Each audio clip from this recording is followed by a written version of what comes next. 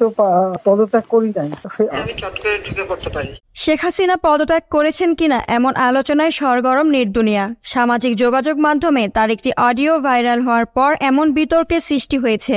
তবে আইনজীবীরা বলছেন এতদিন পরে প্রশ্ন তোলা অবান্তর। গত 5 আগস্ট পদত্যাগ করে দেশ ছেড়ে পালিয়ে ভারতে চলে যান শেখ হাসিনা। সম্প্রতি সামাজিক যোগাযোগ মাধ্যমে তার একটি অডিও ভাইরাল হয়েছে, যেখানে তাকে বলতে শোনা যায় দেশ ছাড়লেও পদত্যাগ করেননি তিনি। বিষয়টি অনেকের মাঝেই কৌতূহলের সৃষ্টি করেছে। প্রধানমন্ত্রী শেখ হাসিনা রাষ্ট্রপতির কাছে পদত্যাগপত্র জমা দিয়েছেন।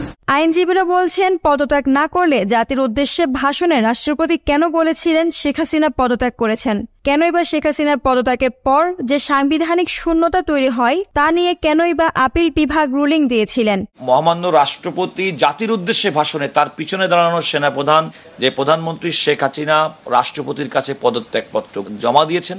রাষ্ট্রপতি যদি বলে থাকেন যে পদত্যাগপত্র তিনি পেয়েছেন, তো সেক্ষেত্রে তো এই বিতর্কের অবসান হয়ে গেছে।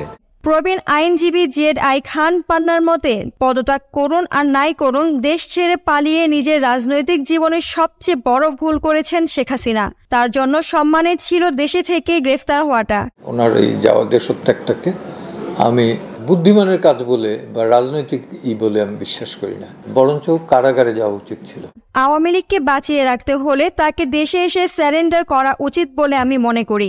দেশে কোনো রাষ্ট্র বা সরকার প্রধানের পদত্যাগপত্র কখনোই সামনে আসেনি। তাই রাষ্ট্রের গুরুত্বপূর্ণ নথি নিয়ে এবার কেন সামাজিক যোগাযোগ মাধ্যমে এত আলোচনা, এমন প্রশ্ন রেখেছেন সিনিয়র আইনজীবীরা।